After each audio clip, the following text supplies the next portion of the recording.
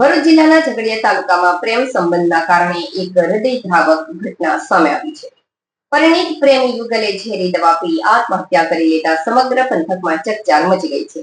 મૃતક યુવક અને યુવતી બંને પરિણીત હતા અને બંનેને બે સંતાનો હોવાનું જાણવા મળ્યું છે. મૃતક યુવકની ઓળખ રાજપારડીના સંજય નાગજી વસાવા તરીકે થઈ છે, જ્યારે યુવતી ઝઘડિયાની સુધા ચિરાગ રાઠોડ હોવાનું બહાર આવ્યું છે.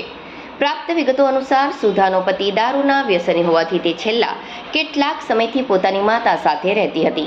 આ દરમિયાન સંજય અને સુધા વચ્ચે પ્રેમ સંબંધ બંધાયો હતો. ગત 4 એપ્રિલના રોજ આ યુગલ પોતપોતાના ઘરેથી રહસ્યમય સંજોગોમાં નીકળી ગયું હતું.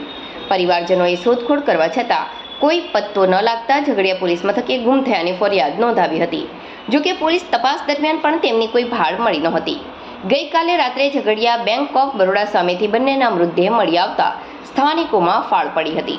ઘટનાની જાણ થતાં ઝઘડિયા પોલીસ તાત્કાલિક સ્થળ પર પહોંચી હતી અને તપાસ હાથ ધરી હતી.